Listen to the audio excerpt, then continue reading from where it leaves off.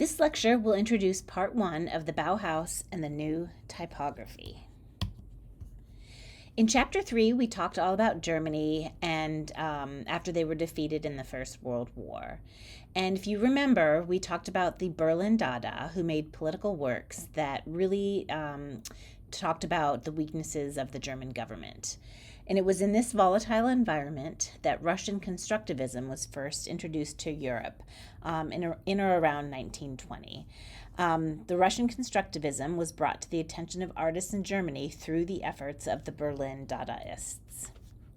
So at the Berlin Dada exhibition, which was called the First International Dada Fair, the idealization of constructivist art had more to do with their embrace of utopian communism than with their use of the Russian constructivist aesthetic itself.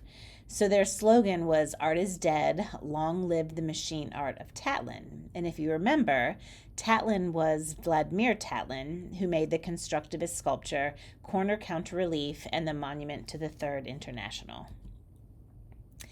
This photo montage by Raoul Hausmann shows a man-made machine hybrid, which you can see here where his brain is kind of made up of these industrial parts.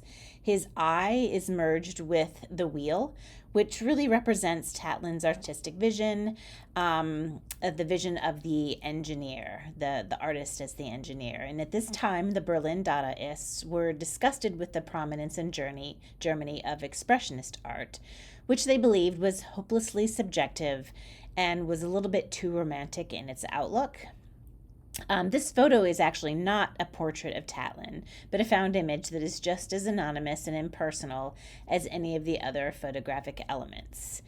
And they really argued that the Dadaists did, that expressionist artists love to wallow in their own emotional suffering and often ignored how the post-war society was affecting others. An influx of Russian emigres in the early 1920s, including Elisitsky, created a critical mass of artists interested in exploring constructivist principles. And this, along with the high quality of the German printing industry, made Germany the center of constructivist thought. If you remember, Russia, even though they had the artists, they didn't really have the technology to create a lot of the works that the artists were making. Theo van Doesburg's Constructivist Congress in 1922 served as an important touchstone for the community of artists, and Germany really remained the focus for artists who wanted to explore the connections between the Dada and constructivist modes of making art. And remember, this is in Germany between the First World War and the Second World War. The De Stijl movement, led by von Doesburg, had been folded into the general concern for geometric form in the 1920s that now goes under the name of International Constructivism. So it is different from Russian constructivism in that it was not always associated with the revolution or revolutionary communist ideology. So designs made in Europe by Russian artists, such as Elisitsky, are classified as international constructivism. So these are some examples of Elisitsky's work. And the constructivist concept of the artist as engineer really had a lot of things that were similar with that of Dada, whose members rejected taking on the role of fine art because of its association with conventional aesthetics. So this interest in photomontage was a tool that both the Dadaists and the Russian constructivists used.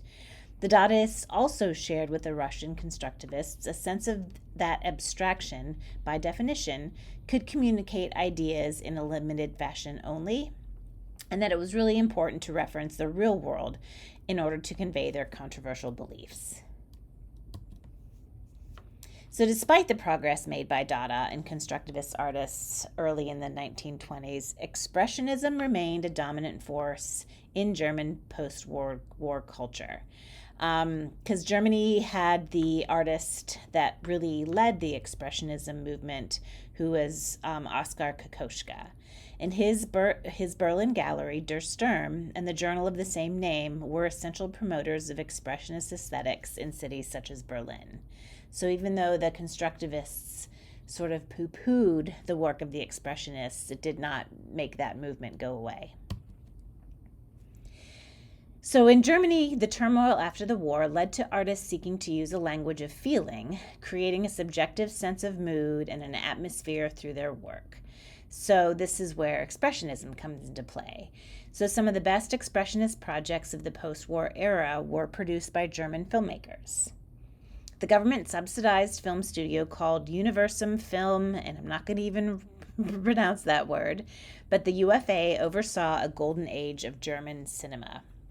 And the largest film studio in Europe, the UFA, became internationally renowned for its expressionist dramas, spectacular sets, and special effects. The breakthrough film for the UFA was made by Robert Wiene, and it was right after World War I ended in 1918, and that film was The Cabinet of Dr. Caligari. It told the story of a gruesome series of murders in a small German town.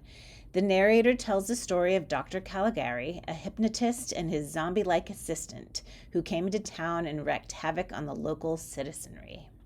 And you can see in the set design in this picture right here, it was very expressive, very expressionist. It had the illogical spaces, spiky forms, and really this was to represent the tortured psyche of the narrator.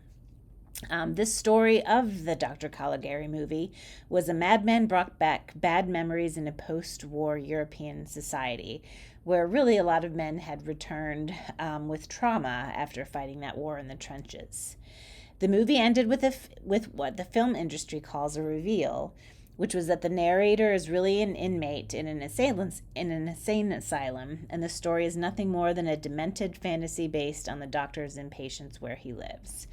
I do believe if you look this up on YouTube, you can see a trailer that was made for this movie. Posters advertising the movie also share an emotional aura of distress, which depicted the film's story, sets, and lighting. The poster shows the empty room or the cabinet of the title with a lone chair before a desk bearing one burning candle.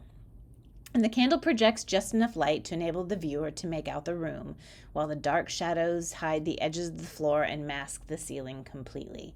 So you can see this very expressionistic look and feel of this poster. In traditional art, an empty chair often symbolizes a dead person, which really adds to the poster's projection of unease. You can also notice here that the type was hand-drawn, but still has that look of the black letter or the fracture, common in a lot of German posters of this time. In 1927, the UFA released the blockbuster science fiction film Metropolis. I think there's a link to that movie trailer on Blackboard, and you can also, I think you can still see the entire movie on YouTube as well. And it featured what at the time were the most expensive sets ever built for a film. There was very dramatic expressionist scenery. They had about 30,000 extras, and it was really a very spectacular film for its time. The movie shows an underground world of deep shadows that projects an expressionist theme of anxiety and alienation. And what the movie does is it tells a story about the social injustices of a large modern city where a small elite live high in the skies in these gorgeous skyscrapers, while the masses of nameless and faceless workers toil underground in hellish industrial plants. It combined two themes that are very common in German Expressionism after the war, which was the fear of machines and the fear of women. So in contrast to the technological utopianism embraced by De Stijl and the constructivists, Expressionists offered an alternative view, heavily influenced by the destruction brought on by the machines during the First World War. The director, whose name was Fritz Lang, shared the constructivist fascination with machines, but he, in his film, interpreted their effects on society in an opposite way.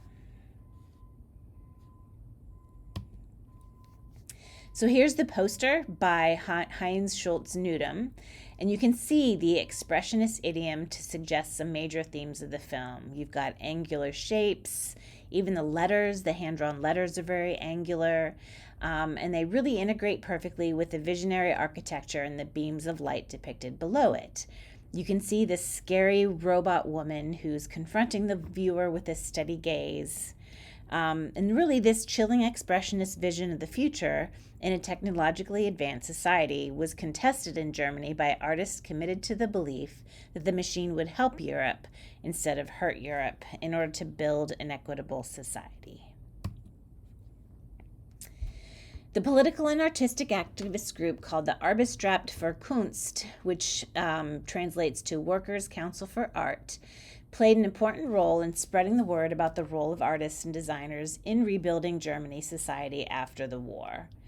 They were founded in 1918 by Bruno Taut, and the group was really designed to serve as a think tank where artists could come together and try to figure out and plan a new direction for post-war Germany. The founders had very strong utopian beliefs and really wanted to build the society of equality and justice. And their manifesto asserted that artists would play a central role in terms of molding public opinion through the visual arts. Once again, the dreams of the Arbeitsrat met the same fate as those of their predecessors, such as the constructivists and the Dadaists, as the group never really succeeded in making its vision into a reality. So this is a woodcut poster made by Max Pechstein, and it really was a visual manifesto of the Arbeitsrat. And it was designed as a cover for the essay that would kind of mention their beliefs and their feelings. And it shows, again, the tools of the worker, the artist as the engineer, and you can see the spiky drawing, the handwritten letters, and really typical of the expressionist art of the time. And in here you could also see that they used a woodcut for their medium. And it really was reminiscent of a lot of the medieval prints that were an important source of inspiration for German expressionist artists. Many expressionists from the early 20th century asserted that the medieval period had been a golden age of fraternal collaboration, where craftsmen, artists really worked side by side in pursuit of a common goal. And that was what was made up the membership of the Arbeitsrat. So artists and critics, architects, workers, engineers. And when the founder Taut resigned, Walter Gropius, who was an architect, he took over and led the group. And he refocused the group on a visionary architectural plan he called the Bau Project, or building project. But unfortunately, the Arbeitsrat folded as the violence of the post-war era undermined the people's faith in speculative utopian projects. And at this time, two very important themes were renewed at the Arbeitsrat, which reappeared in Walter Gropius's later work. And the first is that the visual arts could play an instrumental role in the building of a new society. The second was that architecture must assume a leadership role, because it had the opportunity for the greatest aesthetic and social impact. And his view of architecture was influenced by the concept that I can never pronounce, Gesamtwerk, so the total work of art. And Gropius did believe that the practice of architecture could serve as a centralized locus by which the arts could be fused into this new whole, a whole being, the total work of art. In the German town of Weimar, Gropius established an educational institution that brought ideas that he had originated with the arts and crafts movement, if you remember that was William Morris, as well as those of the Arbeitsrat. So he merged Saxony's School of Fine Arts with its School of Applied Arts and pursued a curriculum that collapsed the conventional hierarchy between fine and applied arts. So his goal was to bring those two together because he really felt that they could complement each other. The majority of the students at this school were men, and actually in sort of going against the Russian feeling of uniformity and everyone, men and women, being equal, Gropius sought to exclude women from most media and especially from architecture, and really restricted them to weaving, pottery, and bookbinding. He named his new institution the Staatliches Bauhaus, which translates to National House of Building, but really was just in the future just called the Bauhaus, and was convinced that the arts and crafts could best be synthesized through the example of architecture. So the word Bauhaus was intended to call to mind the medieval guilds of craftsmen that served as an inspiration for the school at the time of its founding. It was initially under the influence of expressionist ideals because two of the teachers, Gropius and two of the teachers hired by Walter Gropius were Lionel Fenninger and Johannes Itten, and they were both expressionist artists. So one of Feininger's first works as a faculty member was the woodcut cathedral. And this shows the strong influence of expressionism in his work and was used as the title page for the first publication that outlined the vision for the new school. And this is his piece, The Cathedral. You can see the angles, the stars, the beams of light, and it really combined religious imagery of the brightly shining stars and symbolized the sense of the mission that characterized the Bauhaus in its first years, which was drawn from expressionist doctrine. It was really intended to put into visual terms the concept of the Bauhaus as a crystal symbol of a new faith. And you can see a lot of these elements actually if you also go back and look at that Metropolis poster. So Johannes Itten already had a long-established career as a painter and printmaker using the expressionist style.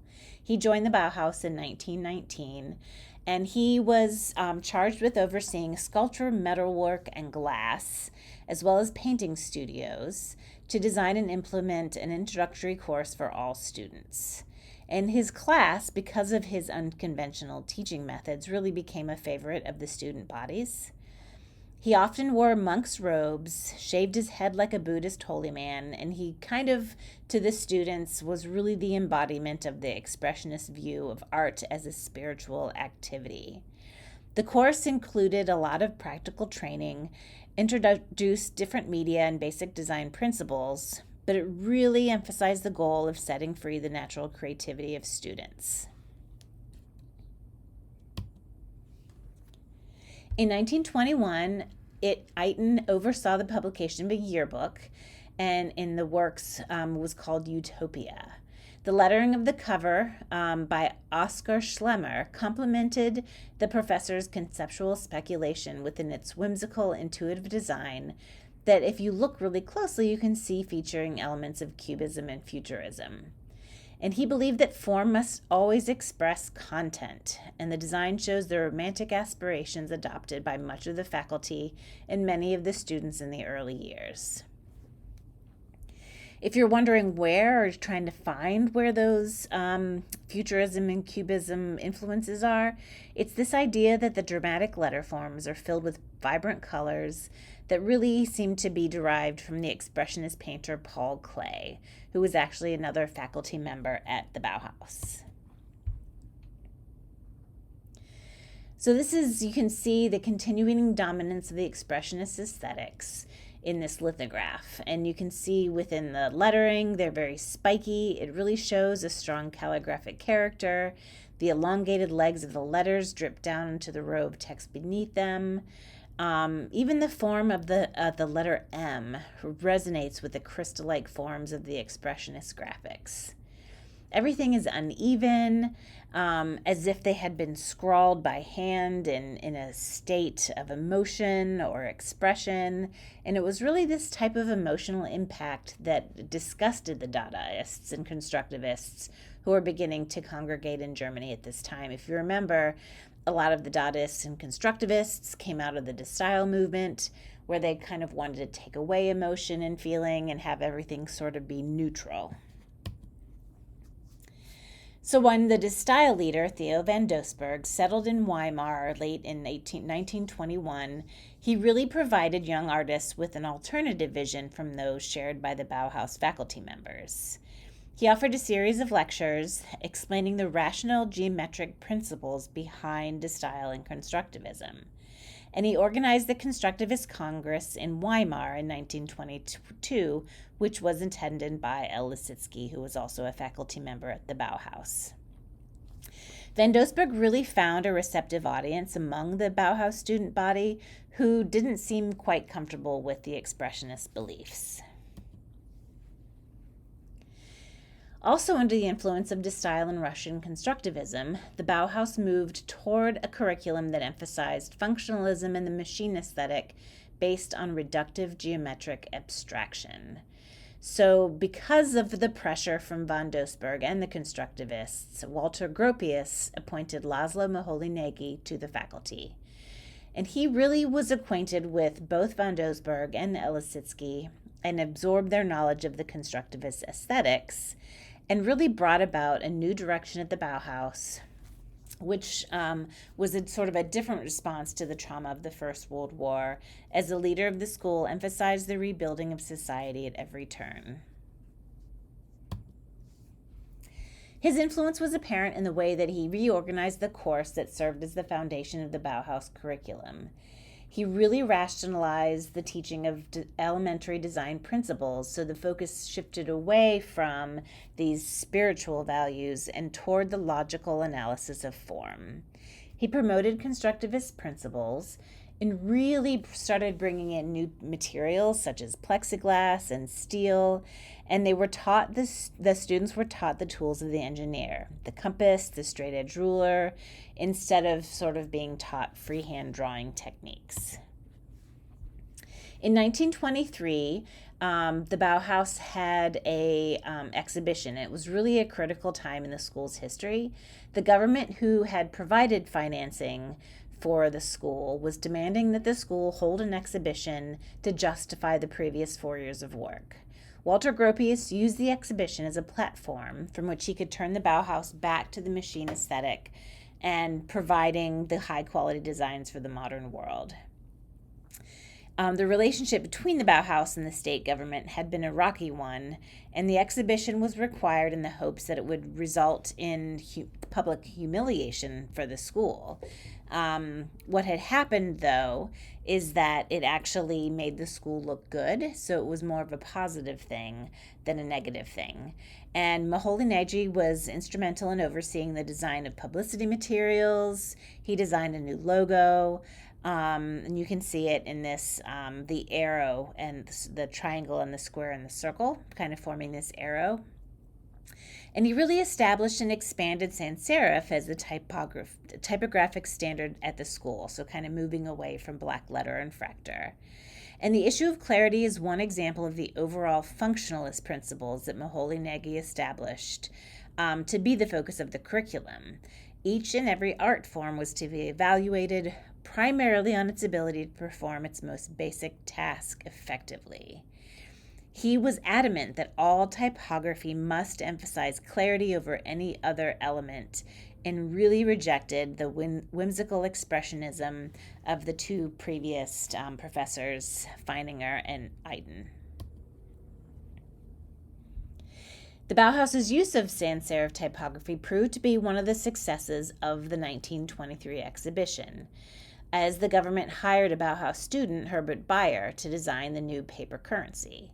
The bills were a model of sans serif typography, the letters and numbers set off by the rectangular blocks of color to enhance their readability. So instead of being a failure or a flop, the 1923 exhibition was a success, both for the students and for the country.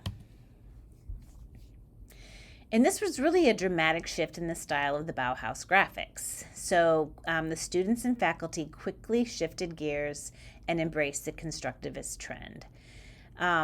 This is Oskar Schlemmer's design of a man in profile, really influenced the style. You can see the geometric shapes, the red and the blue, and this was an important motif at the Bauhaus after 1923. And this poster actually was designed by Fritz Scheifler using Oskar Schlemmer's profile design.